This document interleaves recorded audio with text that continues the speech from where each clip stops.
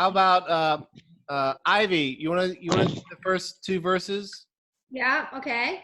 Okay. Now Abraham was old, well advanced in years. The Lord had blessed Abraham in all things. Abraham said to his servant, the oldest of a household, who had charge of all that he had, put your hand under my thigh. Okay. Sophia, you wanna do verses 3 and 4? Yeah. That I may make you swear by the Lord, the God of heaven and God of the earth, that you will not take a wife for my son from the daughters of the Canaanites, among whom I dwell, but will go to my country and to my kindred and take a wife for my son Isaac. Oh, it's a love story today. Oh yes. It actually is. It actually is a love story today. Not romance. No, there's no it's not romantic at all. It's like very businesslike, but okay. Very businesslike. Yeah. Okay. Hey, Thomas, can you scroll down your screen? Yeah, can you scroll down, please? The Well, Bible. no. Let's talk about that for really quick. Okay, so what's going on with Abraham? Is he young? Is he still young? Very old. Very old. And it mentions the Lord blessed him in all things. So what does Abraham do? He asked his servant to find a bride for his son. Right. What about does he want her to be a Canaanite? No, No. Why not? Because they are foreigners. Because they don't believe the same God. Yeah. Oh. So they're kind of under judgment, right? Uh-huh. Yes. This is after Sodom and Gomorrah, and this is after God puts a curse on the Canaanites, right? Mm-hmm. After Moses, Joshua is going to actually come in and conquer Canaan, right?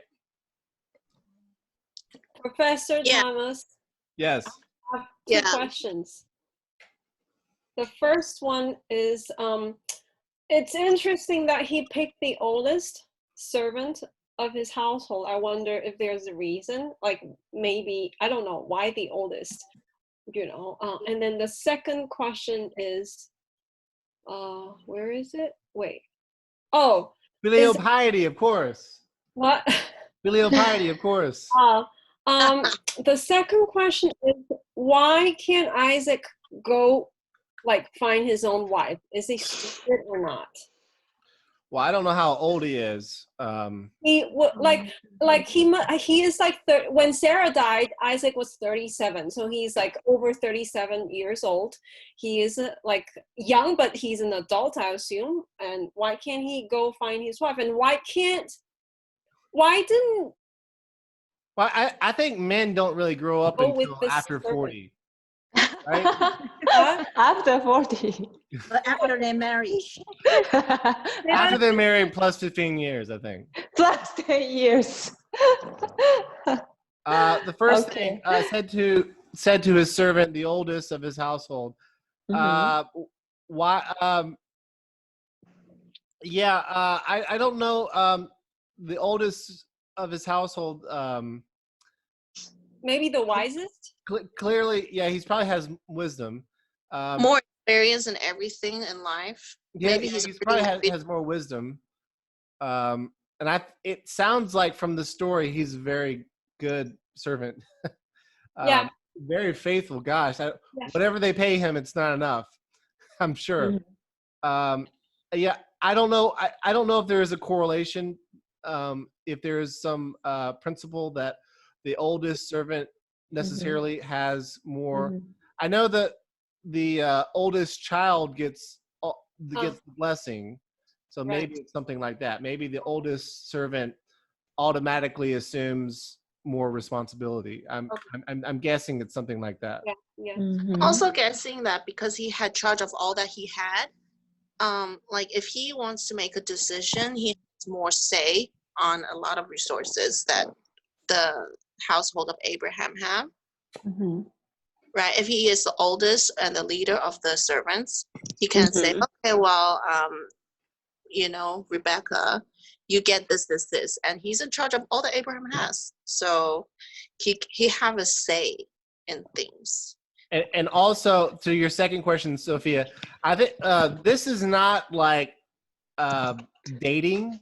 I don't know, like how long. Why can't it be? I want it to be romantic. Well, actually, there's an interesting history of dating, like dating like in America in the 1950s after World War II. There was kind of like set standards in the 1950s. There were like set standards for like dating and etiquette and all these things. Johan.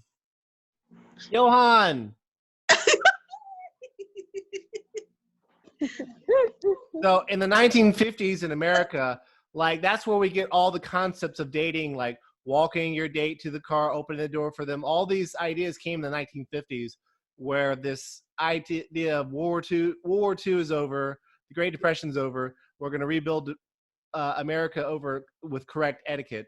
And then they say in the 1960s, America was just rebelling against all those etiquettes and everything. That's what they said. Like the 1960s were about.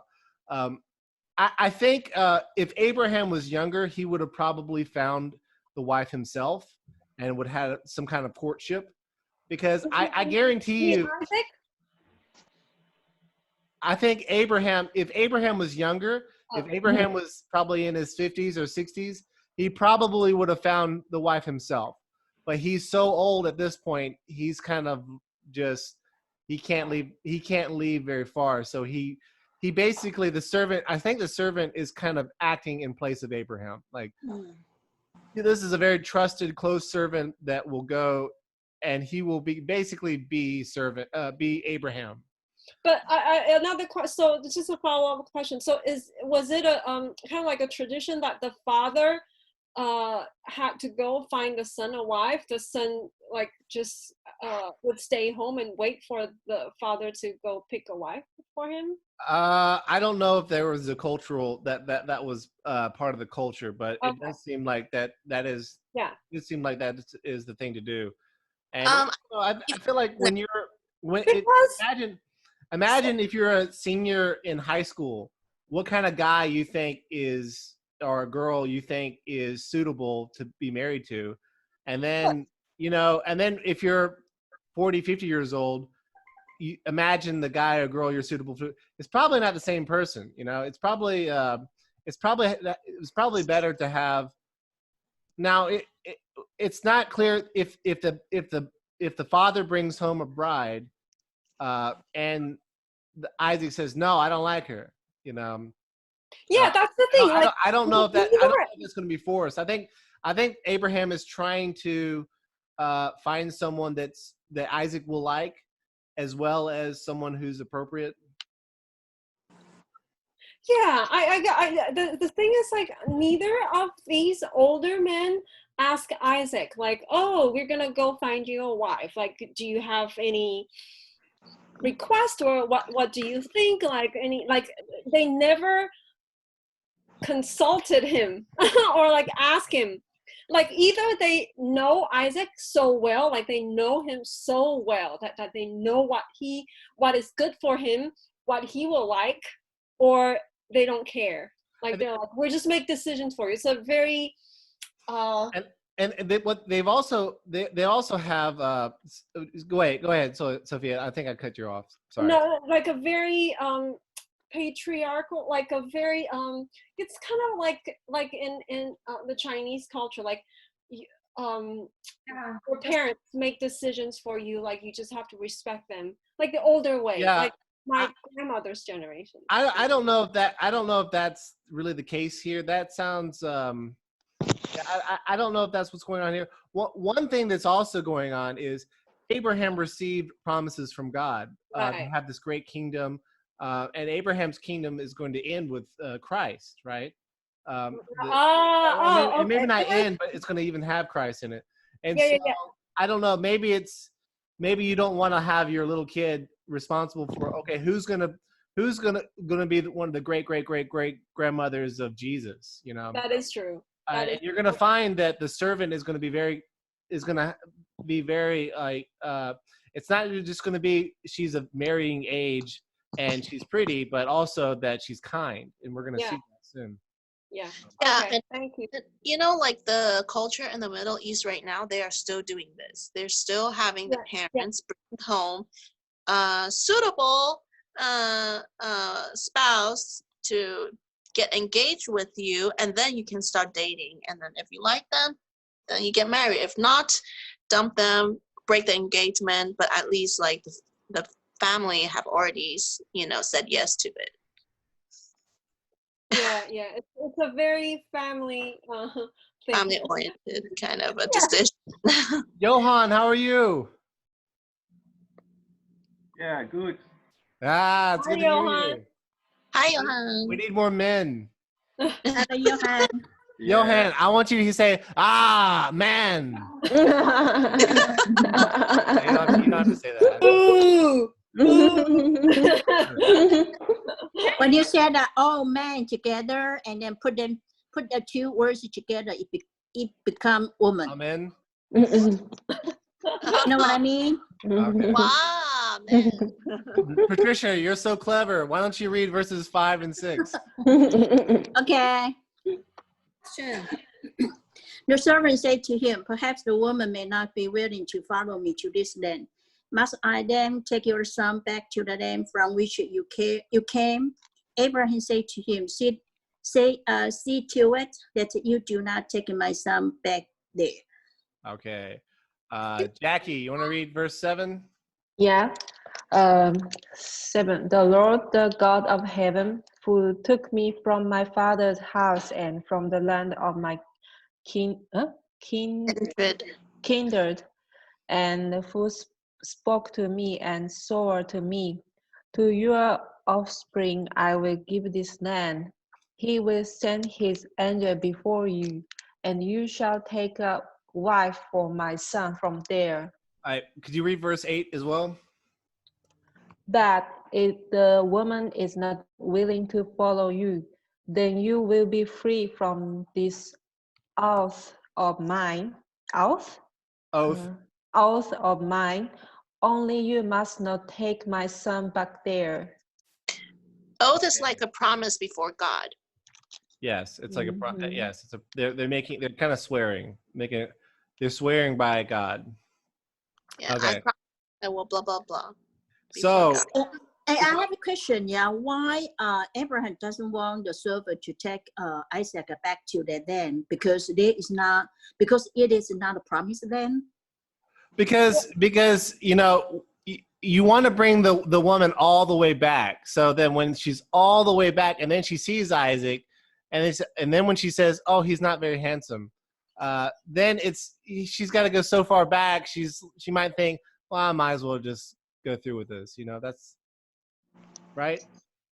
I think you know what? This is no.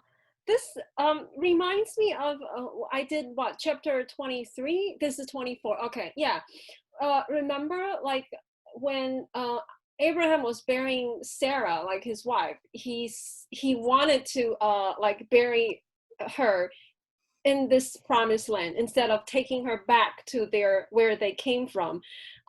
He's very faithful. Like God says, like this is the promise. You know, Wait, dead or Sophie, alive. we lost about 5 seconds. This is the promise. What? Yeah, this is the promised land.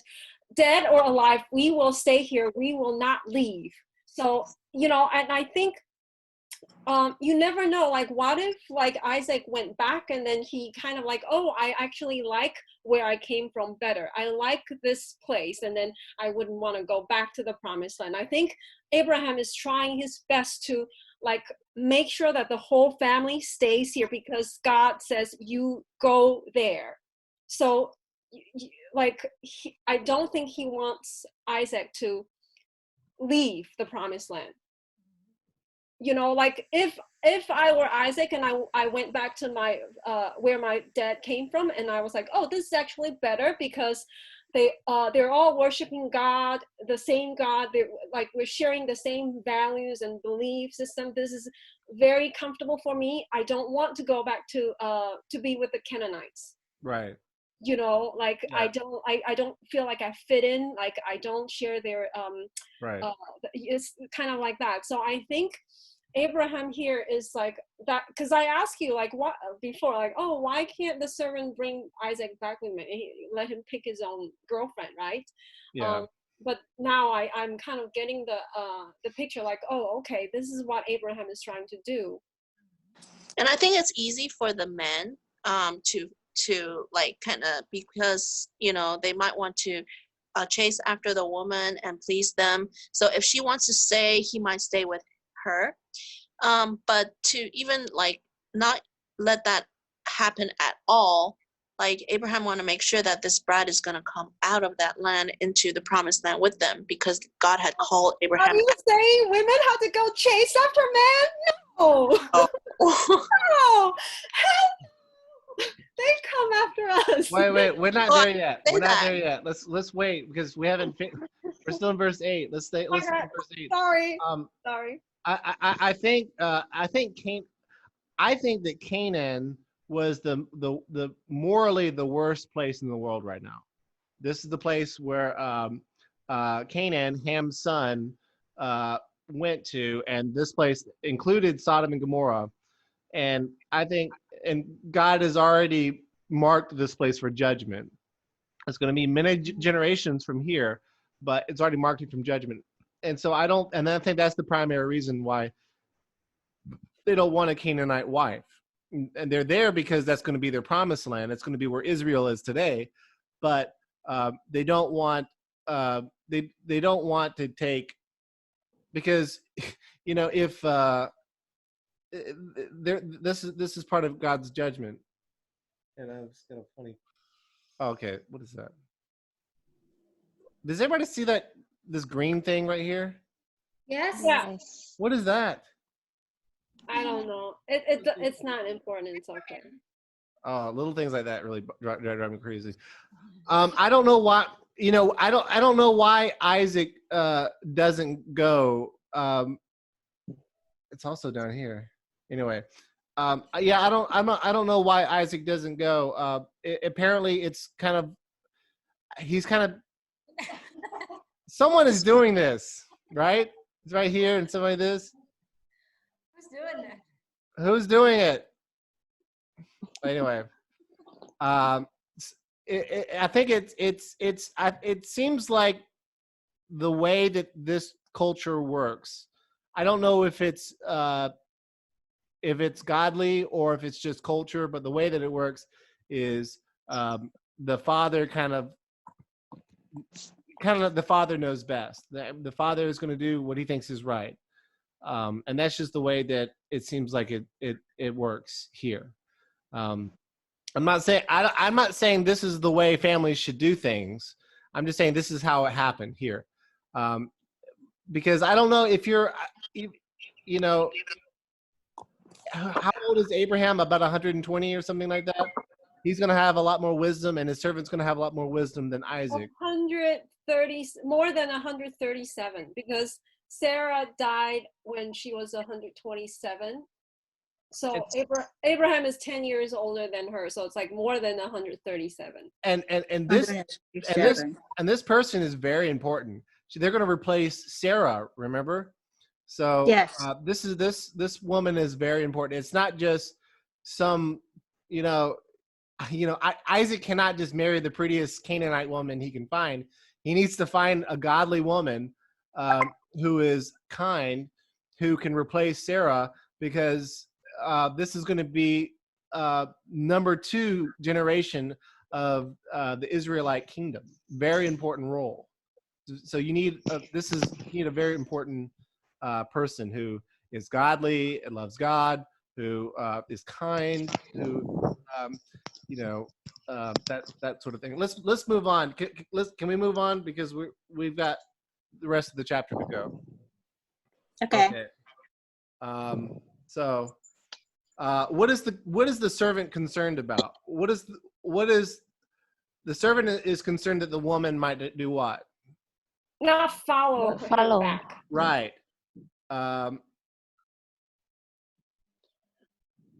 And Isaac does ask. The servant does ask if he should take Isaac to Abraham's homeland, and Abraham says no. And he repeats the Lord's promise, to your offspring I will give this land. And so, and what is, Abraham also says that the Lord will send a what? Angel. So this is, all right, this story is going to sound a lot like Cinderella. It just will. It sounds like the fairy godmother, right? He's going to send, and it says that we'll send an angel. Thomas, can you please scroll down the verses? Because right now we look at verse 8.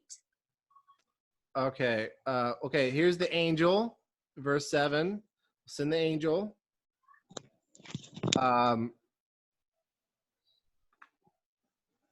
Abraham does not want Isaac to go back there, and I don't know why. Maybe it could be he doesn't want Isaac to move there, and then the family say, "Well, let's stay here." Abraham wants Isaac to come back or stay here, so he wants the wife to come back, right? So they want to live in God's promised land, right? All right. Yeah. And then verse 5, he's worried that Isaac might not want to come. Yeah. Hi, Joyce. There's no turning back. Hi, Joyce. Hello, Joyce. Good to see you. Well, let me see. I don't see you yet. I think like God called Abraham out of Ur and to this land of Canaan. He doesn't want God's plan to be changed. Like he wants to go. He doesn't want his son to go back to where he's from. Right. God had That's called going to be easy, right? Because they know each other, right? Reunited, and then, okay, just don't leave. No. This is where God wants us to go. Yeah. So go back, right? Hi, Joyce. Okay. Hi, Joyce. Hello. How are Yeah. you? Fine. Are you staying safe from the coronavirus? Yes, of course.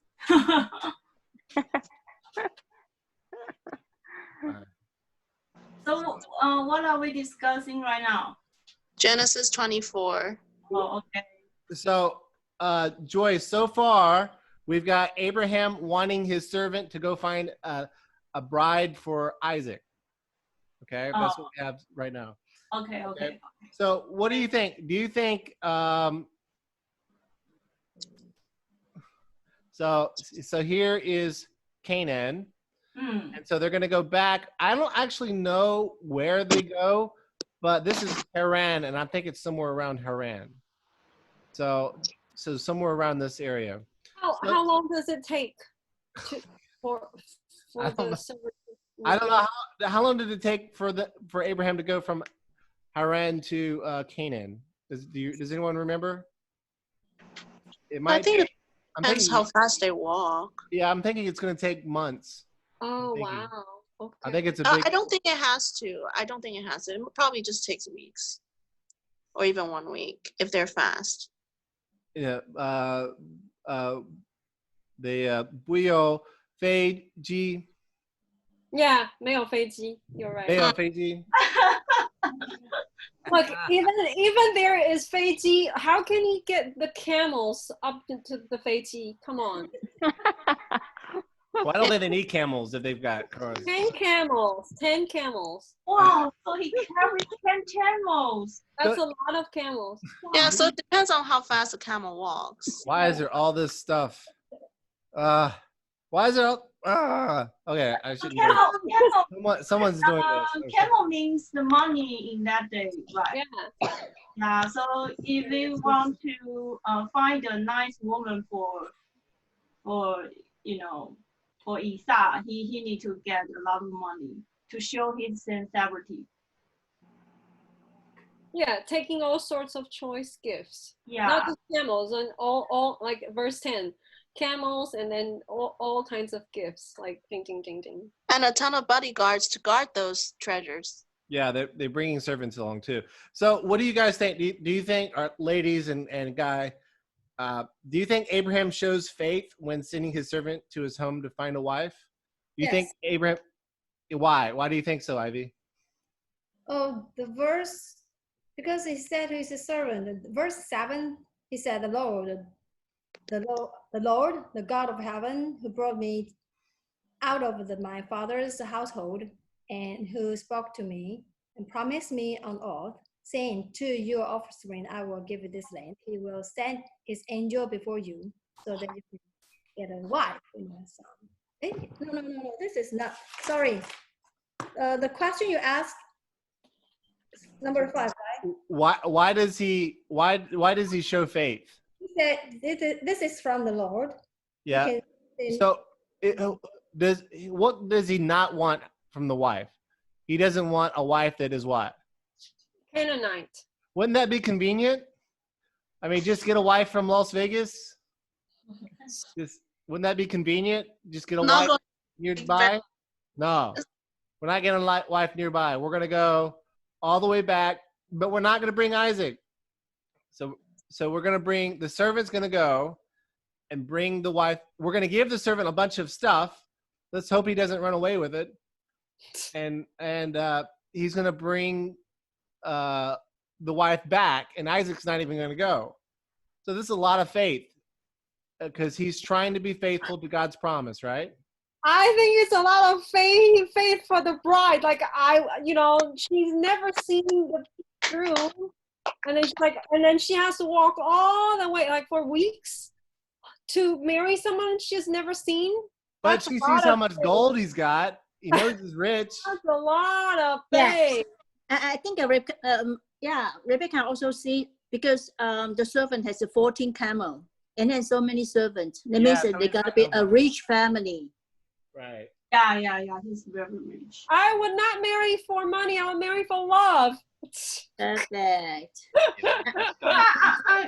think I don't care how rich that man is. And I think I want both. Yeah. I think that the servant not 100% faithful, because Abraham already explained it to him, because God will pick up the wife. If he is the one chosen by God to be the wife for Isaac, then he will follow. But servant still has a question: what if the woman doesn't want to follow him and then back to the promised land? What will happen? So I think that the servant, still lack of faith. True. Yeah, maybe he lacks faith. Yeah, and yeah, he lacks perfect faith. But yeah, we'll see. Yeah, why don't we look at the servant's actions? We'll decide how loyal he is to Abraham and how much his faith is in God, and we'll see that. So yeah, I guess that is a kind of a little bit of a lack of faith. But yeah, let's see what else he's done. And by the way, remember, this was Haran. This is where Abraham was from. And so Nahor, it probably looks a little bit like this, although I don't really know where it is. I tried to find it. I couldn't find it. Anyway. Okay, so how about let's see who's next on this thing. Joanna, do you want to read verses 9 and 10? Verse 9 and 10. So the servant put his hand under the thigh of his master Abraham and swore an oath to him concerning this matter. Then the servant left, taking with him 10 of his master's camels, loaded with all kinds of goods from his master. He set out from Aram Naharaim and made his way to the town of Nahor. Oh, is the servant's name Eliezer? Just Ivy's asking. I don't know if it does it mention the servant's name? I don't think it mentions it in chapter 24. Oh, okay. You know, chapter 15. Chapter 15. You remember? What? Chapter 15. Yes. Oh, Abraham asked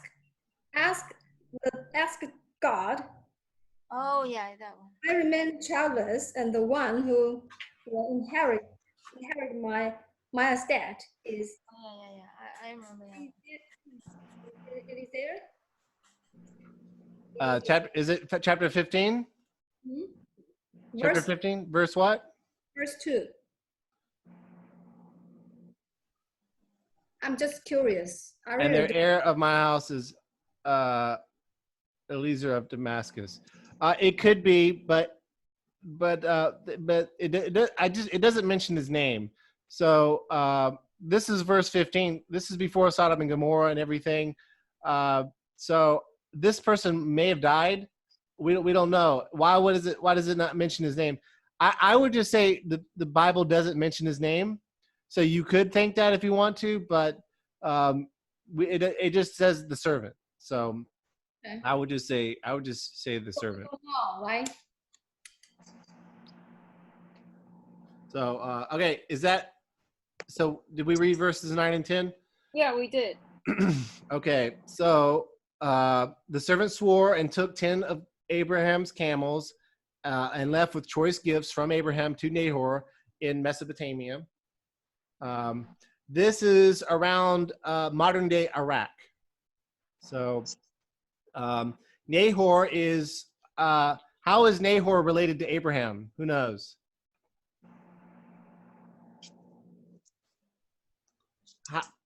How is Nahor related to Abraham? His father's brother, his uncle, I think. I think his grandfather, right? Grandfather? I think it's grandfather. Let's go. Well, maybe we go back to.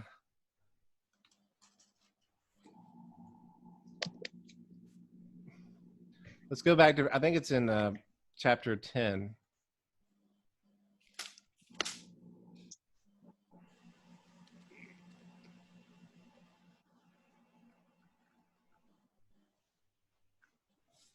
No. It's chapter 11. Oh, his brother? Okay, Nahor.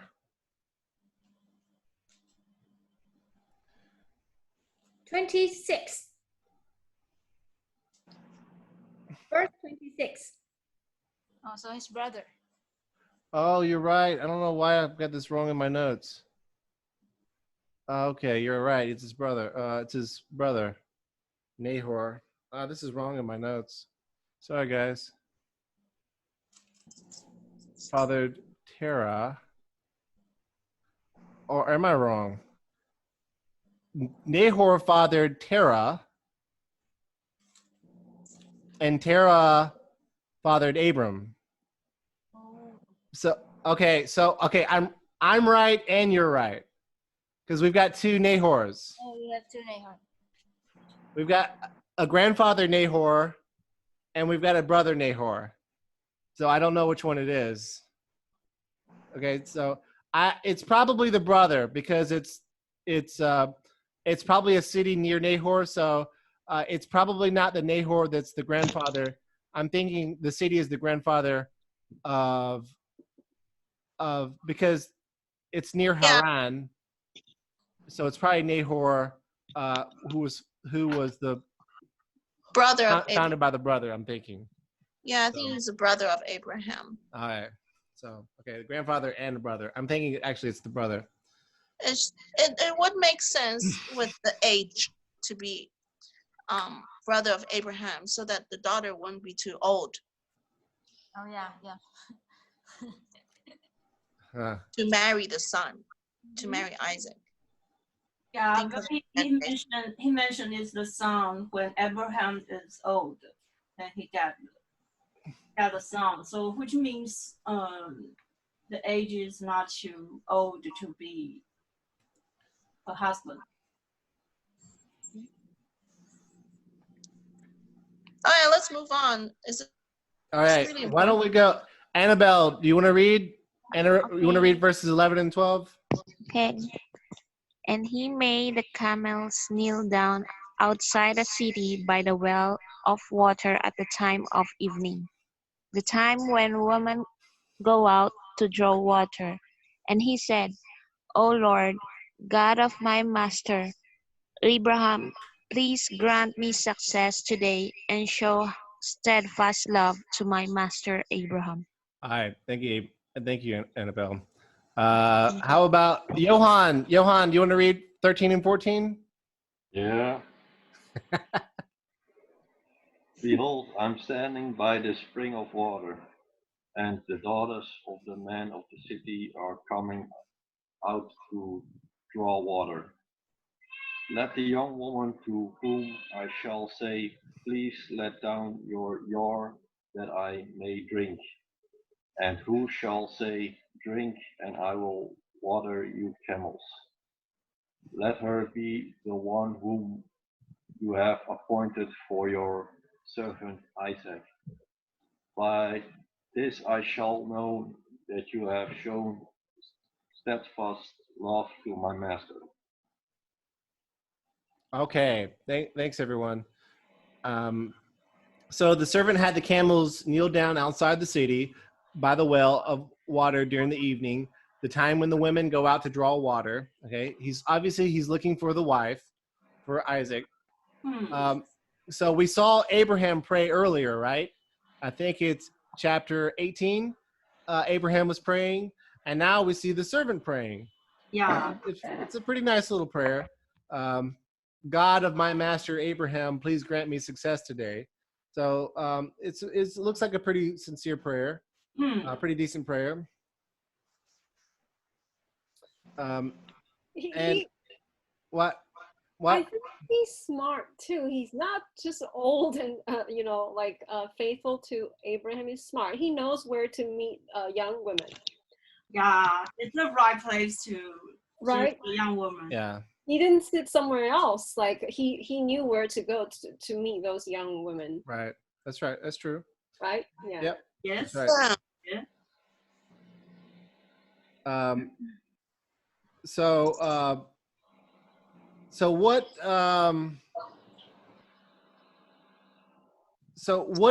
does it look like the servant is looking for in a wife? What is the servant looking for? A woman with a heart. Yeah. Right. Good point, Patricia. Looking for a woman who shows love to strangers. What? Oh, yeah. Hospitable to strangers, right? Hospitality, yeah. Yeah. Why is that? Why do you think they're looking for someone who's nice?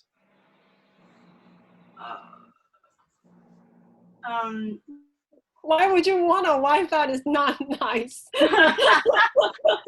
Well, okay, this is what I think. In Genesis chapter 18, verse 19, God is talking about Abraham. For I have chosen him that he may command his children and his household after him to keep the way of the Lord by doing righteousness and justice, so that the Lord may bring to Abraham what he has promised him. Okay. So in a way, the servant is just looking for a wife that can have this righteousness and this justice that God commands for Israel, for Abraham's kingdom, right? And I think, I think that they're just looking for a wife that just naturally is suitable to be Isaac's wife, who is not only is she of marrying age and then she's pretty, but also that she's kind, because God and the Lord's promises, He wants Abraham's family to have justice, to have kindness, right? And so He was looking for someone that can follow God's command, right? Right. Right. You know the servant is pretty have the wisdom to show to let him know who is the right woman to find. Right. You know, you see, because if you want to water the mangrove, water the animals, and to bring the water to, it will be very heavy, and it's very hard work to do. Yeah. Yeah, so I also want to say, like, it's not just being hospitable, not just being nice. Mhm. Can you imagine it's a lot of work. Like, yeah, it's a lot. Like the woman can't be like someone who's lame and like so like you know, she is like really tough. Like, I can't imagine feeding. Not feeding, like, you know, providing water for 10 camels. I don't know how much a camel drinks. I'm sure it's a lot of water. And then she's like, you know, her shoulder, and then go back, guys, like run back to the well and draw water. It's a lot of work. I would need a shoulder massage, full shoulder massage after that. Like, it's like she must be like you know, really tough, like very strong physically too, not just being. So maybe he is also looking for someone who is good in health. Ah, you're right. Yes, a really healthy one. Yeah. You know, With Rebecca's the body action. mass. Sophia, did she look like this? Yeah, we can do. Yes, we can do it. Look, everyone, it's Rebecca. I think also mentioned. Yeah, Rebecca's action reminds me of Samaritan woman. Ah. Because the Samaritan woman also get a water from for Jesus. Yeah. And then Rebecca also get a water for his future master or the future husband. Let's look at that. You make a good. Yeah, just remind me of a Samaritan woman. You make an interesting point, Patricia. Let's go there.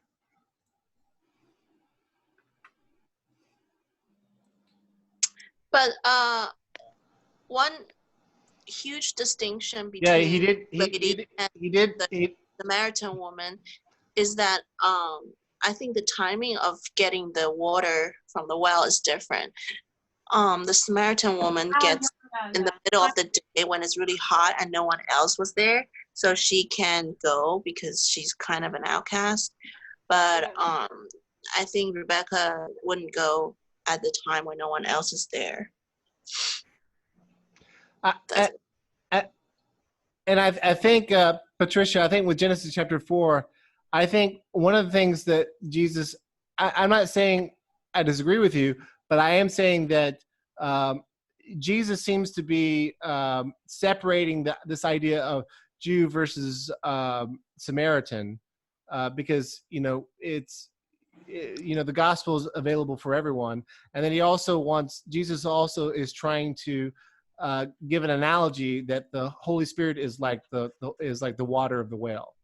You know, you drink of this, and so I mean, I think she does help Jesus though, so she is kind of kind.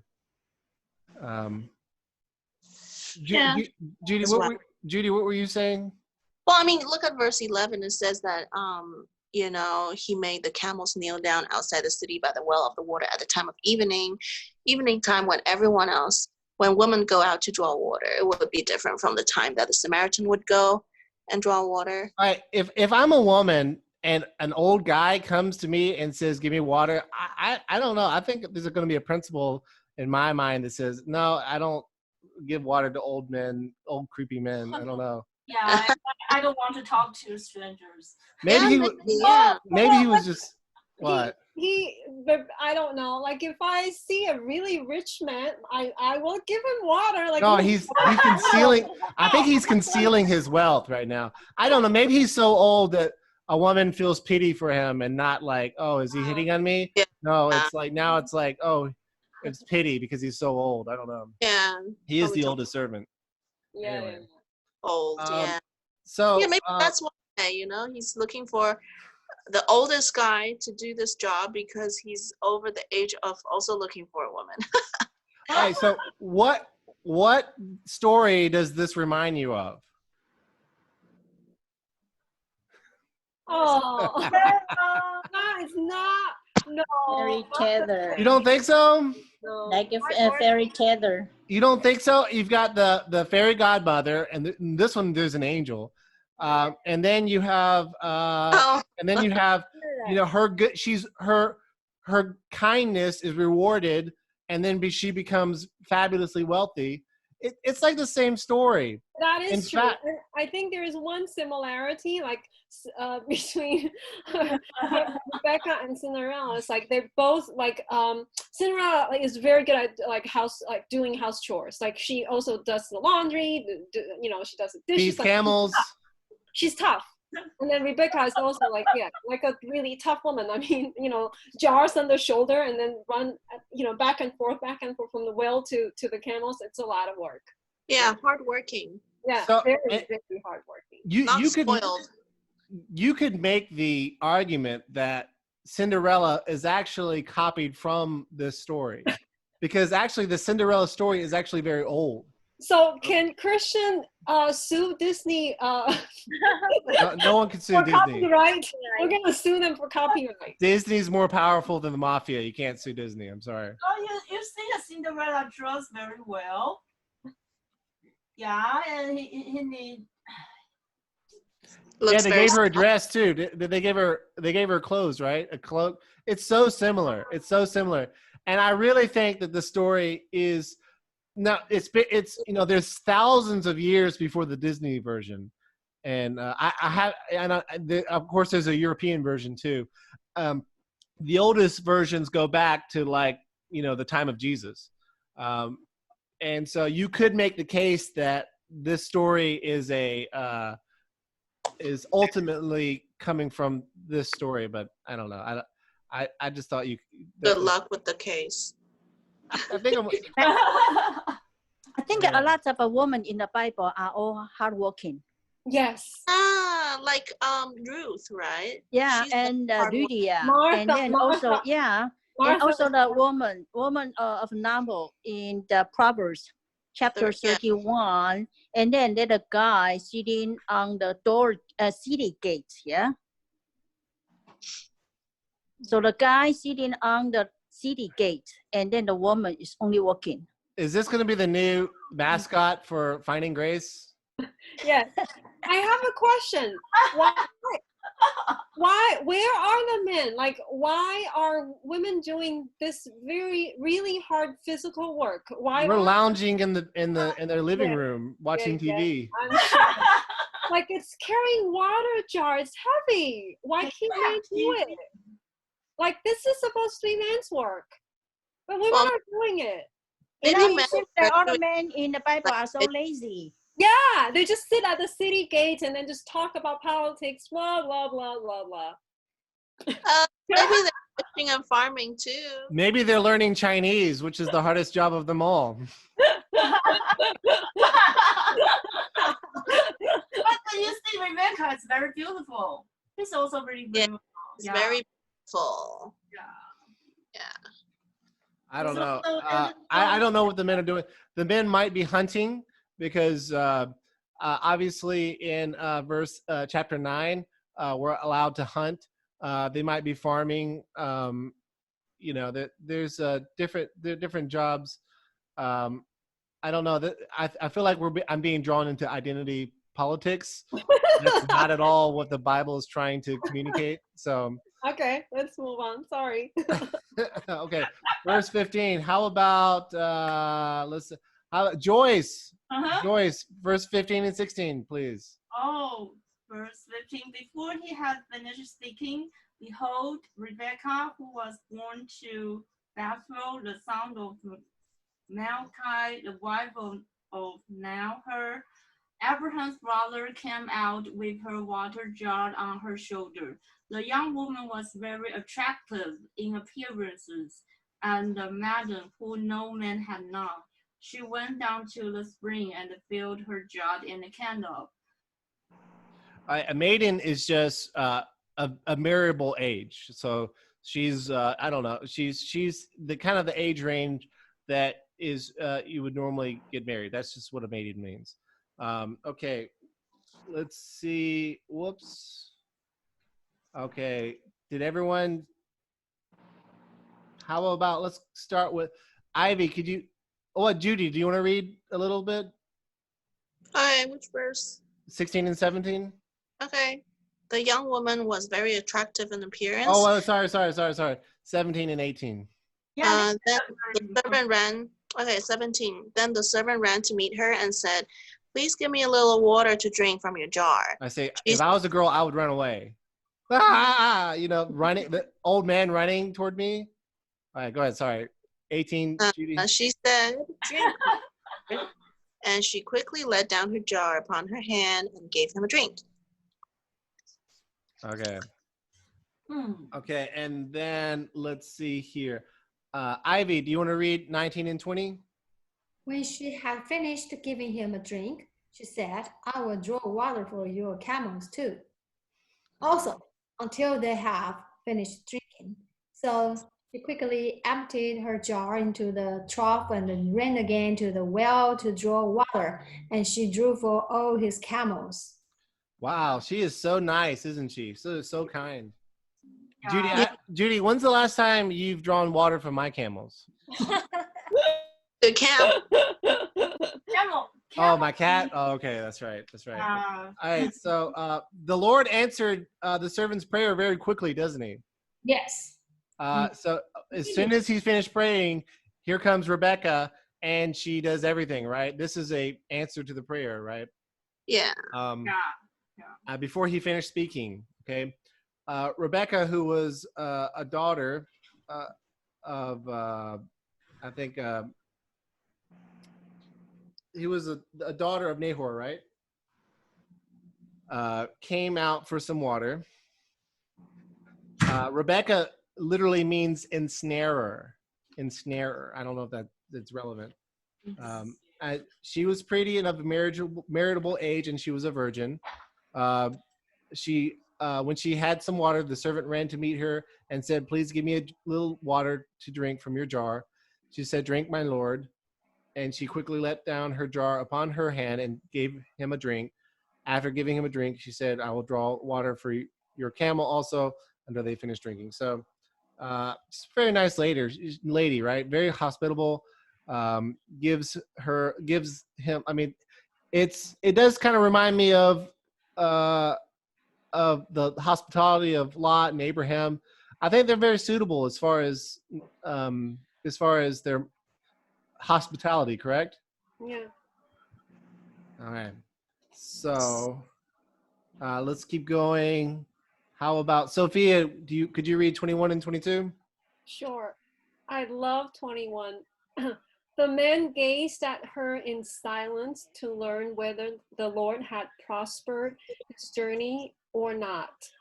When the camels had finished drinking, the man took a gold ring weighing a shekel and 2 bracelets for her arms weighing 10 gold shekels. Wait, you like verse 21 or verse 22? Verse 21 first, and then now I'm like, ooh, I love verse 22 better. Look at the gold ring and then the bracelets. Wow. Why do you like verse 21? Because this servant gazed. He was silent, and then kind of like silent before God, before the Lord, waiting for the God to like speak and to like respond to before he could move on. Like, oh, this is the right one or not? Right. So it doesn't just answer the prayer and then he just blindly just says, "This is her." Yeah. Like he thinks about it. He contemplates, right? Yeah. And I think that's appropriate with faith. You don't just, it's not just some ignorant duty to be super ignorant. I think you really do analyze a situation to see if it matches the faith that you have, Yeah, I think it is. I think it is very appropriate for. He observed her in silence, Right. There's observation.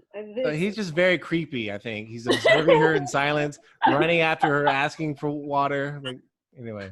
maybe not. Hey, I have a question. Does anyone know how the servant know Rebecca is a single from her clothes? I don't know. It could be that they have some cultural way of Yeah. Yeah, marking because that. they don't have too much conversation, yeah? So maybe there's a red hairband in her hair or something, and that signifies that she's Yeah. you know a maiden, and she's kind Well, of yeah, like a because- wedding band. It's just it might be just they have some way of knowing that. Yeah, because Uh-huh. it says a maiden whom no man had known. I think it's like maybe like whom no man had touched. Or probably like it says she's a virgin, right? No man had known, meaning that no man has touched her. Like, Yeah. right? It must be some way for them to tell who's Yeah. yeah. Okay. It's just curiosity. Yeah. Is that also show us? Is that also show us because the servant's eyes is open? So when we pray, we need to open our eyes. Yeah, and this good point, Joyce. And the servant might not know that she is a virgin, and he might not know right then that because what he was only looking for the woman that that was very hospitable and very kind to him. So that might have been the only thing he was looking for. And then that's the answer to his prayer. And then so we really don't know a lot, but Rebecca ended up being perfect, right? Yeah. That's all we know. Okay, next is how about Joanna? Yep. Joanna, could you read verse 23 and 24? 23. Then he asked, "Whose daughter are you? Please tell me, is there room in your father's house for us to spend the night?" She answered him, "I am the daughter of Bethuel, the son of Milcah, born to Nahor." Okay, and Annabelle, could you read verses 25, 26, and 27, please? He added, "We have plenty of both straw and fodder, and room to spend the night." The man bowed his head and worshipped the Lord and said, "Blessed be the Lord, the God of my master Abraham, who has not forsaken his steadfast love and his faithfulness toward my master. As for me, the Lord has led me in the way to the house of my master's kinsman." Okay. So how much money in New Taiwanese dollars, how much money do you think the ring was? In New Taiwanese dollars, how much was it worth in gold? A lot. I don't know. Someone take a guess. Someone make a guess. And So whole it's half a year, half a shekel. wage? A half a shekel is about 11 grams. So how much? 11 gram, Who wants to 11 guess? gram. All right. Maybe- 9,000 New Taiwanese dollars. I looked it up. Ah. 9,000 New Taiwanese dollars. How much do you think the bracelets were? Weighing 10, if it's 10. Oh, then that's like 10,000. 20. All right, it's 180 New Taiwanese dollars. 180,000 New Taiwanese dollars. 180,000. Oh. 9,000. Let's see. Wow. 180, yes. Patricia, were you verifying it? Yes, because I just double checked it. You said a half a shekel, yeah, it's 9,000 Yeah. New Taiwan dollar. And then another one is 10 shekels. So that means it will be 20 and half, 20 times half. So that means 20 times 9,000. So that's a lot of money, right? $189,000 New Taiwanese dollars. So this guy is not poor if he can just give somebody these gifts, right? He reveals that Isaac's not a poor man. So it's very much a Cinderella story where this poor man, she's kind to this poor man, and then the poor man reveals that he's actually not poor man. He's actually a wealthy, very wealthy man. Kingdom. I'm a king. I represent a king. And he showers her with these gifts. And that Isaac is a very suitable person to marry. And maybe everyone could say, come back with me, I'm actually a king. But he can say that, and he's got all these expensive gifts, right? Okay. And then he obviously he wants to stay with her over the night to talk to the family, to tell her what happened. And then we see the faith of the servant. He said, "Blessed be the Lord, the God of my master Abraham, who has not forsaken his steadfast love and his faithfulness toward my master. As for me, the Lord has led me in the way to the house of my master's kinsman." Okay. So do you think the Abraham servant, do you think he loves the Lord? Yes. Yes. Yeah. Yeah. Well, we know that because he didn't just take all these expensive gifts and run away, right? Start his own little kingdom, right? He's very faithful. He's not just he wants to find a suitable wife, a kind wife, and just as much as Abraham does. And he is prayerful, and he's I think he's very I think he loves the Lord very much. Okay. Let's see here. Verse 30. No, 28. 28, you're right. Thank you. And we're gonna skip a whole bunch. I'm gonna quickly read through verses 34 through 48. Because and you'll see why. Okay, how about Johan, could you read chapters 28, 29, and 30, please? All right. Then the young woman ran and told her mother's household about these things. Rebecca had brothers whose name was Laban. Laban ran out towards the man to the spring. As soon as he saw the ring and the bracelets on his sister's arm and heard the words of Rebecca, his sister, thus the man spoke to me. We went to the man, and behold, he was standing by the camels at the spring. All right. Thanks, Johan. Okay, so Rebecca ran and told her mother what happened. Rebecca's brother, Laban, ran to meet the servant. Okay, so next. Yep. I want to say something. Rebecca is full of energy. After drawing like all the water to feed like the camels and the servant, she had the energy to run to tell her mom all this help. I mean, well, maybe she puts it on her head like that, like the Africans. Probably how big are these buckets? Whoa. If they're small buckets, it's not so hard. If they're big, huge buckets. It's jar. It's like they're supposed to bring the water back to for their household, so it's like a big jar. And then like I'm assuming that she's running with a jar too. Well, she's a maiden. She has to be in shape, You never know when there's a rich servant looking for a wife out there, right? Oh, right, ladies. Very fit, like physically fit. Anyway. But why she just abandoned the servant and run to meet his mom, run to meet her mother by abandoning the servant? And those like rings and bracelets, heavy, right? They must be heavy. And with the jar, and then he's like, don't. I mean, oh my gosh. Funny. She's so happy. Oh yeah. Oh, she's really happy. Yes. Yeah. She's happy, and it's also very important to her life. Finally, I find a man. Rich man. Wealthy, filthy rich man. Oh. Emergency. All right.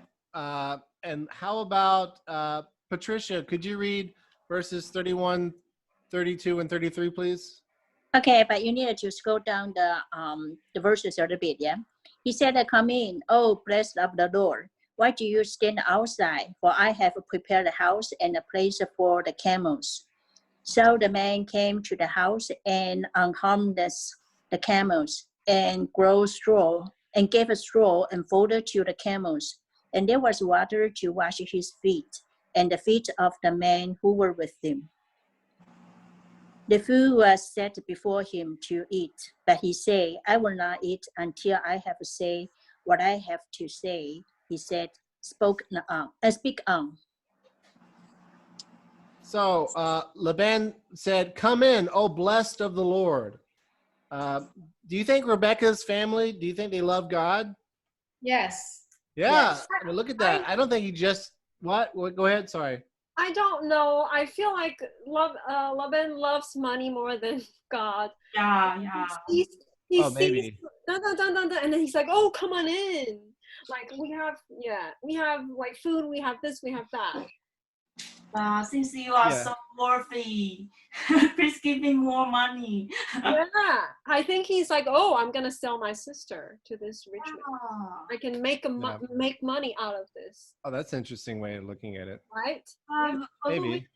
See, because verse 30, as soon as he saw the ring and the bracelets on his sister's arms, blah, blah, blah, blah, blah, blah, you know, he was. Lot is not a good person according to Jabbok's story. Yeah, What? Yeah, because it's Jabbok's uncle, Jacob's Jacob's uncle, yeah. Yeah. Oh yeah, that's right. So it pretends to so welcome the servant, but maybe it's not true. Yeah, he just wants the money. Wow, yeah, you want money. Maybe. That's good. You make some excellent points. So the servant went inside. He gave straw and fodder to the camels, and there was water to wash his feet and the feet of the men who were with him.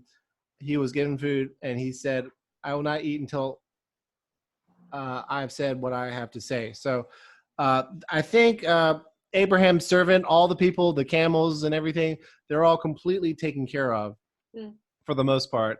But then they don't start the meal until Abraham says this. And I'm going to go through this very quickly. For those of you who haven't been through Genesis, this is be very informative. Everyone else, you're already familiar. I'm going to quickly read through verses 34 through 48. Okay.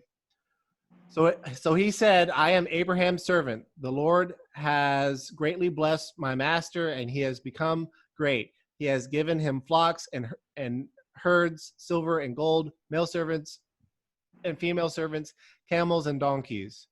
And Sarah, my master's wife, bore a son to my master when she was old, and to him he has given all that he has.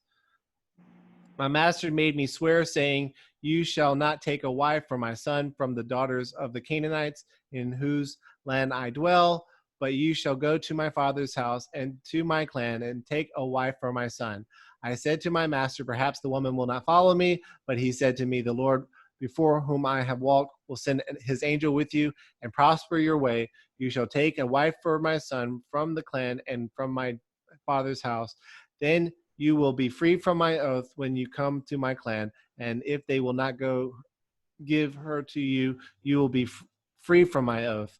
I came today to the spring and said, O Lord, the God of my master Abraham, if now you are prospering the way that I go, behold, I am standing by the spring of water. Let the virgin who comes out to draw water, to whom I shall say, please give me a little water from your jar, and who will say to me, drink, and I will draw for your camels also. Let her be the woman whom the Lord has appointed for my master's son. Before I had finished speaking in my heart, behold, Rebekah came out with her water jar on her shoulder, and she went down to the spring and drew water. I said to her, please let me drink. She quickly let down her jar from her shoulder and said, drink, and I will give your camels drink also. So I drank, and she gave the camels drink also. Then I asked her, whose daughter are you? She said, the daughter of Bethuel, Nahor's son, whom Malachi bore to him. So I put the ring on her nose and the bracelets on her arms. Then I bowed my head and worshiped the Lord and blessed the Lord, the God of my master Abraham, who had led me by the right way, or faithfully, to take the daughter of my master's kinsman for his son. Oh, okay. We just skipped that because it's, it's just an introduction to Abraham and Isaac, and it's also just repeating what has already happened in this chapter, right? So the servant's very honest, right? He's telling everything that he said was truthful, right? There's no manipulation. Yeah. Everything is true. I think it's important for him to say, like, to make that statement that to Rebecca's family that, look, if she come with me, she is going to be rich. Like, there's security. You don't have to worry. I mean, it's not like she will be suffering if she marry Isaac. Right. It's like, providing the family some relief. Like, you don't have to worry. Yeah. And she's going to be removed just like Abraham was, right? Abraham left his family, left his kinsmen, and Rebecca's going to have to do the same thing, right? Yeah. Yeah. It's the same thing. This is what Hebrew means, to go beyond. That's what the Hebrew actually means. And Rebecca is also going to share that. She's going to leave her clansmen just like Abraham did. I'm curious about one thing. It's not very important, like verse 47. So I put the ring on her nose. I'm like, ouch. Is that also like a cultural thing there? Like, you put.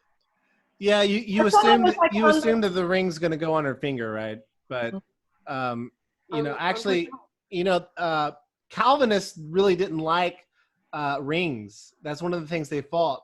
They said it was popish. It was very Catholic. But yeah, this seems like it's a nose ring. Oh. It's a fashion thing. Okay. Thank you. But nose ring doesn't mean slave. So you represent the slave? Yeah. That's American. Rebecca, it's obvious. It's not a. I don't think it's a slave. I think it's just it's a fashion. Yeah. I don't think nose rings are very attractive. No. But, I feel like a cow, like in the Taiwanese culture, like. But Rebecca's definitely not. Rebecca's definitely not going to be a slave. She's going to be very, like a queen. Yeah. So. Yeah. Cinderella. Yeah. So let's see here. We got okay. What about Jackie? Jackie, you want to read verse 49? 49 here.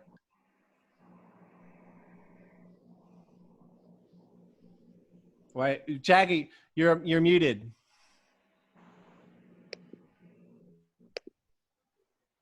Okay. Now then, if you are going to show steadfast love and faithfulness to my master, tell me, and if not, tell me, that I may turn to the right hand or the left. Yeah, that sounds like Jonah, right? Or Jesus in Matthew. That's like a Hebrew expression, a left hand, right hand, and so they want them to give the answer. Okay, verse 50. Yep. Sorry. Why he wants them to make a decision so quickly and don't give time to let them think? Because to marry some stranger is a very big thing to the woman.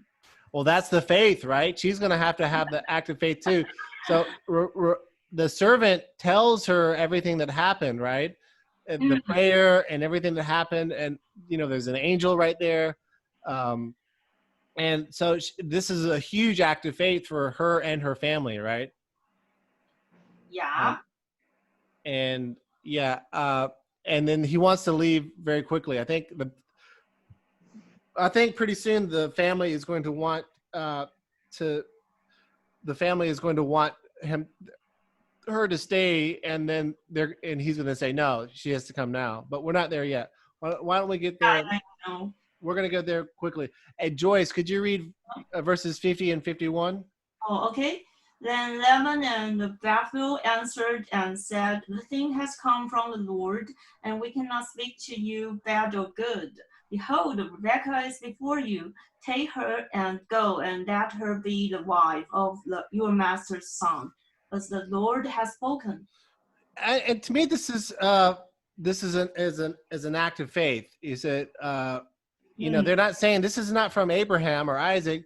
This thing has come from the Lord. We cannot speak to you good or bad because this is God's will. So, this isn't your will. This isn't Abraham's will. This is God's will. So we have to agree. And I think this shows righteousness and faith from Rebekah's family. And so Rebekah is before you. Take her and go and let her be the wife of your master's son, as the Lord has spoken. So they're being obedient to God, right? That's right. This is a godly wife that will, probably wouldn't have found a Canaanite woman like this. They found a godly wife for Isaac, didn't they? Okay. Last page. And I think the faith of Abraham and the servant is now complemented by the faith of Rebekah and her family. How about Joanna? Could you read verses 52 and 53, please? Okay. 52, 53. When Abraham's servant heard what they said, he bowed down to the ground before the Lord. Then the servant brought out gold and silver jewelry and articles of clothing and gave them to Rebekah. He also gave costly gifts to her brother and to her mother. All right, so we're not done with the gifts, are we? The dowry, or is it dowra? Dowry, yeah. Dowry, yeah. So we have more gifts. More gifts of silver and gold and garments. And so the Cinderella similarities are really increasing at this point. And she's getting these garments and everything, all these nice garments. And so he heard them agree, and he bows himself to the earth before the Lord. This is just this mutual godly faith, godly direction. They're both saying, this is God's will. This is God's will. Let's just go along. And this is just wonderful that they can find such a godly family and a godly wife that could replace Sarah, I think. Okay. How about Annabelle? Could you read verses 54 and 55, please?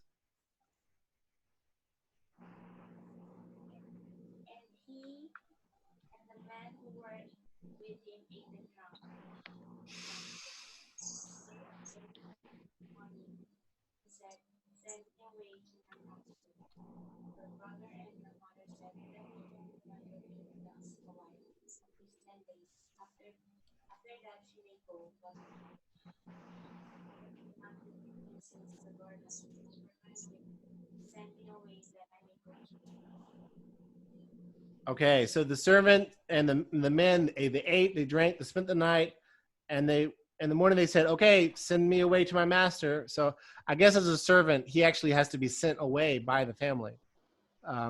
He's kind of a slave. I mean, that was the economy before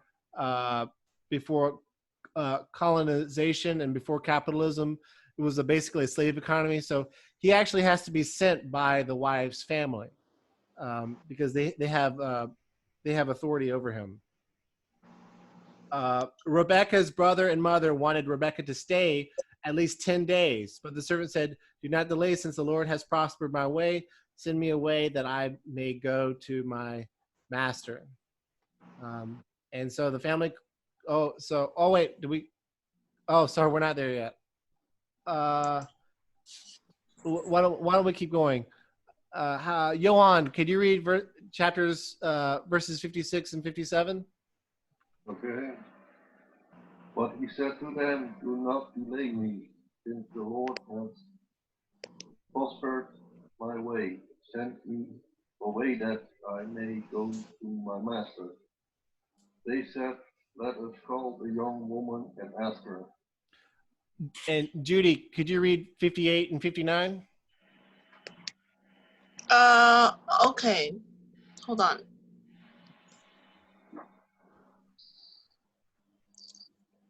And they called Rebekah and said to her, will you go with this man? She said, I will go. So they sent away Rebekah, their sister, and her nurse, and Abraham's servant and his men. Okay. So, and then the family called Rebekah to ask if she would go with the servant, and she agreed. So Rebekah and her nurse and Abraham's servant, the men, were all sent away. Okay. What does everyone feel about this? Professor Thomas, I have a question. Yes, student Sophia. Look, this sounds so cold of her. Like the brother and the mother is like, oh, can we have our daughter for 10 more days? I mean, she's going so far. Uh-oh. Rebecca, so we asked Rebecca, okay, I'll go. Like, is she like not like she just? There's no crying. There's no. She's just like, okay, I'll go. I'll just go marry this man. Well, it doesn't say there's no crying. Just because there's probably crying. She doesn't say like, oh, I agree with my mom and my brother. I should probably stay with them for like a couple of more days, like, because I won't be able to see them for a while, and I don't. Maybe she's really excited. Right? She's excited to get married. If I can go to the family where I don't need to do the hard work and get the water from the from the wheel and do all the work, I'm happy. She's ready to be Cinderella. Yeah. She's ready to have her servants. Looks like she cannot wait. Yeah, really cannot wait. Yeah. Maybe. I don't know. For me, I will have a lot of anxiety because I'm like, I've never seen this man. I don't know what he looks like. I don't know what his personality is, and I'm like, I would like. It's very strange.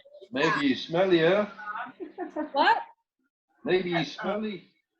Maybe he's what? Smelly. Maybe. Smelly? Smelly, yeah, I know. All men are smell. I think for a woman, like if someone says, oh, like I like you, like can you marry me? Something like you kind of want to like, let me think about that. Like have like in the Chinese we have like 女生要矜持, like you know what I mean? Like not show like okay, she's so determined. She's really like okay, I will go. 3 words, I will go. Like nothing else. Like so determined to be married to someone who she's never seen, so determined to go to a place she's so unfamiliar with, leaving her family behind, and it's just like that. I mean, I can't imagine. I don't know. Like it's not very normal. Maybe it's just also God stirring in her heart, so she's stepping out of faith. Yeah. Right? Yeah, well, definitely she's doing that. That's for sure. 56. Yeah. Servants have said, do not detain me. Now that the Lord has granted success to my journey, send me on my way so that I may go to my master. So it sounds like you have to make decision now. So that's why the servant is so wise, because if he let Rebecca to think more time, then the thing will definitely change. So you need to say, oh, you need to make the decision right now and tell me. Yeah, and it could be, I don't know, maybe if she waited for 10 days, maybe after the 10th day, she might change her mind. Yeah. And then that's 10 days of the servant waiting for, and then and giving her all these gifts, and then Don't she forget. says no, and then she's already sold all the gifts. Yeah. All right, we're, Like to change his mind all the time. Remember? Yeah, girls like to change their Yes. yes, Judy. I don't know, Judy. Do women, are they spontaneous? Some are. All right. Well, let's finish really quick because we're running out of time. Okay. Verses 60. Ivy, could you read verses 60 and 61? Okay. And they blessed Rebekah and said to her, "Our sister, may you become thousands of the thousand, and may your offspring possess the gates of those who hate him." May Rebekah and her young woman arose and rode on the camels on the follow the men. Thus the servant took Rebekah and went his way. All right. So what does this remind you of right here? Reminds me of God's promises to Abraham, right? Yeah. yeah. And so I think the family is telling her that. I think the family believes the message too, right? And, Yeah. And so Rebecca and her young women. So she's going with women. So she's not going to be alone. Perhaps she has servants as well. Rode camels and followed the man. Thus the servant took Rebecca and went his way. Okay. So, and look at this. Who's the offspring right there? Jesus. Right, because it's one person. So this is again the and this actually reminds me. This looks like it reminds me all the way back to Genesis 3, the curse that God gave to the serpent. Oh yeah. So that means her brother also know the promise that the Jesus will come from the family of Abraham. We have a new person. Who's new? Who just came here? Yeah. Rebecca? That's me, Mila. Oh, hey, Mila. Mila, hello. Hello. 我怕我等一下赶不上，等一下分组讨论，所以我先加入。Oh, okay. Yeah, it does make me it does remind me of Genesis 3. You know, the serpent is going to hurt your heel, but you're going to crush his head. Right. Yeah, that's interesting. All right, let's keep going. We're still running out of time. Okay, how about Sophia? Could you read verse 62, please? Who? Sophia, could you read verse 62? Oh, okay. Just one verse? Okay. Yeah, just one verse. Now Isaac had returned from Beer Lahai Roi and was dwelling in the Negev. All right, Negeb. All right, so Negeb looks a little bit like this. It's not very much to look at. So she had returned from Beer Lahai Roi, which we have talked about earlier, and now she's dwelling in the Negeb. Okay, so this is similar to what it looks like today. Okay. Kind of like a desert. Yeah, it looks like a desert. Okay, so next is Mila. Okay, Mila, you want to read verse 63 and 64, please?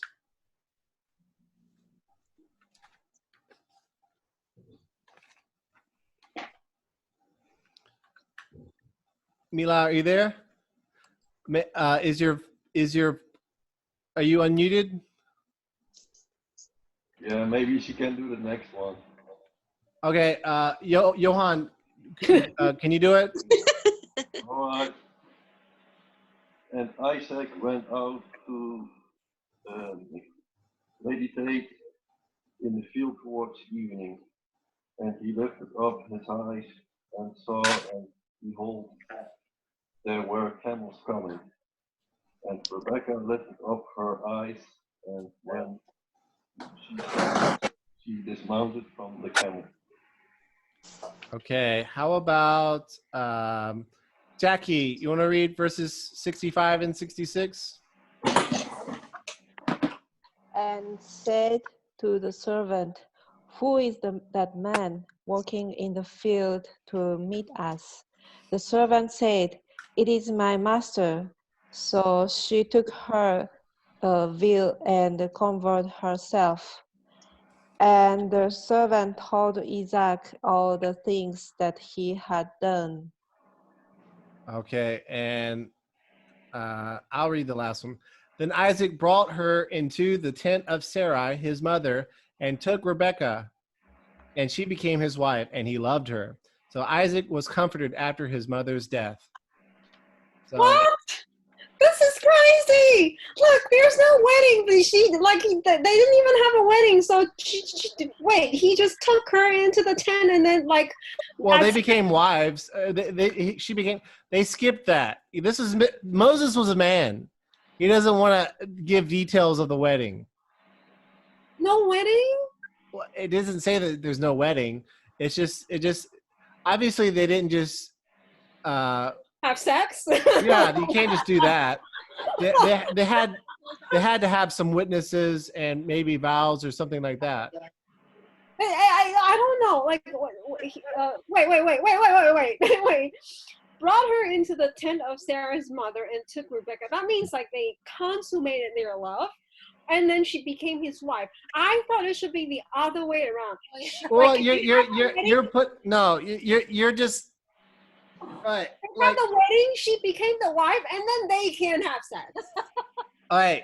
So That's wrong. you're assuming that happened that wrong. It's just giving details. It's not specifying the order of these details. Okay. So all these things happen, but not necessarily. She was outside, and then she went into the tent because they became wives, and he loved her. These are all details. Now it's not specifying the order. Obviously, the order was they became married. Probably they had some kind of a wedding service with all the servants and everything, and then they got married, and then went into the tent, and then he loved her. Obviously, that's probably the order, but those details aren't given. Okay, yeah, Moses. I think Sarah's tent must mean something, because Isaac brought her into the tent of Sarah, his mother. So I think Sarah's tent must mean something. Like a wedding. I guess. No. Yeah. This before the tent, Rebekah took her veil and covered herself. This is a kind of ceremony, a part of the ceremony. Okay. Oh yeah. So, anyway, does everyone? I feel like Moses is like so stoic. Like Moses didn't even look. He saw her and she saw him, and it was all about actions. There was no emotions, no like what she thought about him or what he thought about her. Like, Because all actions, like man's writing. Oh. yeah, but this is before Kierkegaard. This is before what is it called? Postmodern what is it? What am I thinking? What word am I thinking? Existential? What? No. Existentialism, where yourself is the only thing that matters, and knowledge comes from within. This they're thinking about primarily. They're thinking about God. They're thinking about family, and obviously these emotions are real, but you can't take Western individualism and apply it to Scripture, because the people in the Bible probably don't have that individualism where their emotions are the only thing that matter.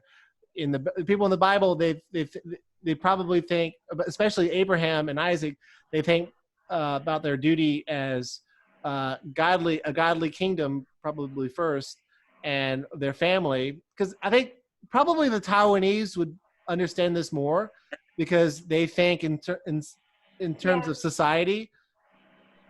From my perspective in America, we think of things in terms of individually, like, did they love each other from the beginning? That's the only thing that matters. Obviously, it says here that Isaac loved her, but he didn't choose her. The servant found her, but then the end result was love. And I don't. It just doesn't talk about a lot of the details. I mean, Moses leaves out a lot of details. Moses was not a woman. He leaves out a lot of details that women are interested in. Well, these details are assumed. You can. I mean, it says he loved. Look at this. This is a man. This is a man writing. This is about how romantic this was.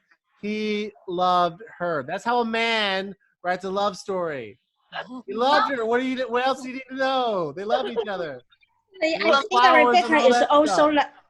think Rebecca is also like a mother figure for Isaac, because you look at the last sentence. Yeah, Isaac was comforted after his mother's death. Well, it doesn't say she was a mother figure. It says that she was comforted.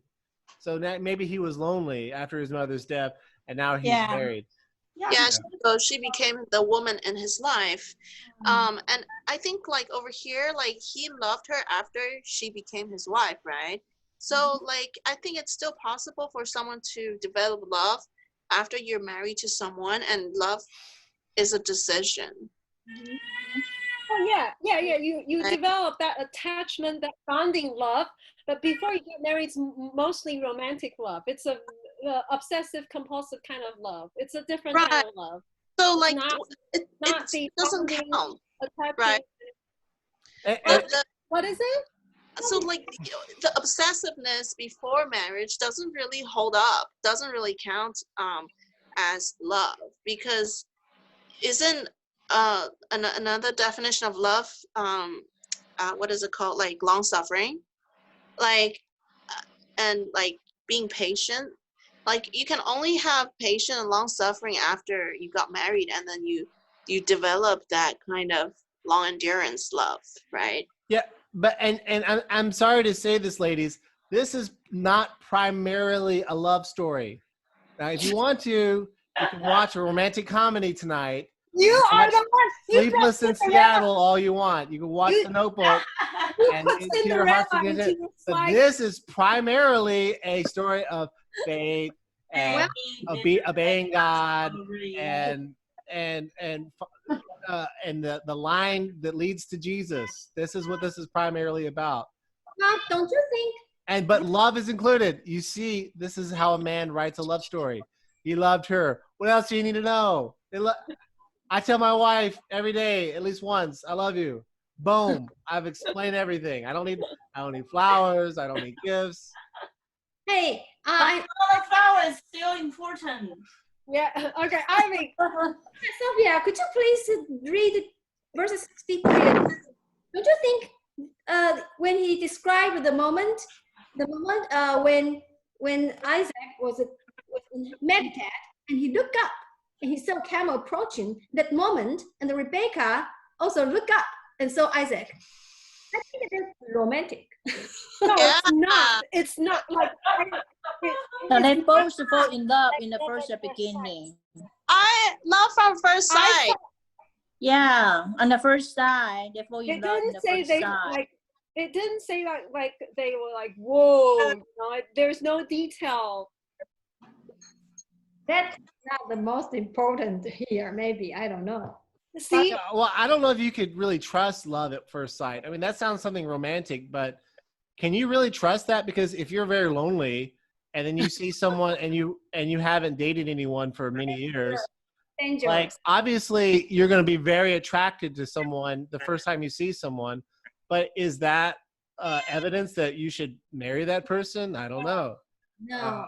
I don't know. I mean, and I don't know if I believe in soulmates. Your soulmate is Jesus. I'm sorry to say that. Amen. You can't replace. If you try to get married and you think your husband's going to be Jesus, sorry, your wife's not going to can't be Jesus either. Only Jesus can be Jesus. And so, and the idolatry is trying to replace Jesus with something physical or something other than Jesus. And that's why every time you try something new, it doesn't satisfy, because going back to Patricia, you know, the water that you drink, you'll be thirsty again, but the water that Jesus gives, you will never be thirsty again. So the water that Jesus gives wells up to everlasting life.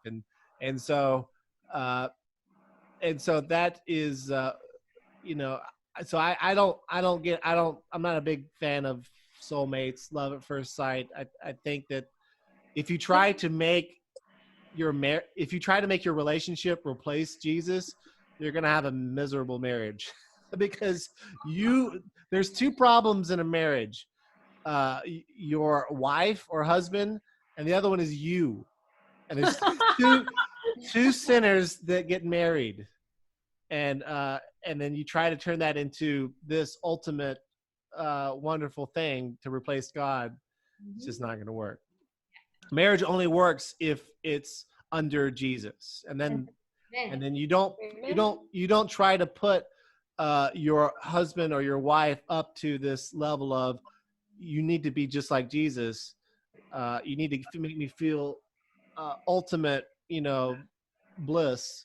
You know, that if you bring it down to, okay, Jesus is my God, and you know, my husband is just a creature, or my wife is just a creature that I love, then it's going to be easier, I think.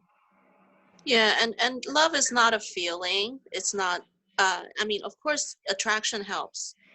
You know, the butterfly in your stomach helps, but like at some point in marriage, like you'll just have to say, yeah, I'm gonna love because I decide to love, and Jesus, you're the head of this household, and follow you. Right. And you are the source and author of love. Yeah. So it's a decision.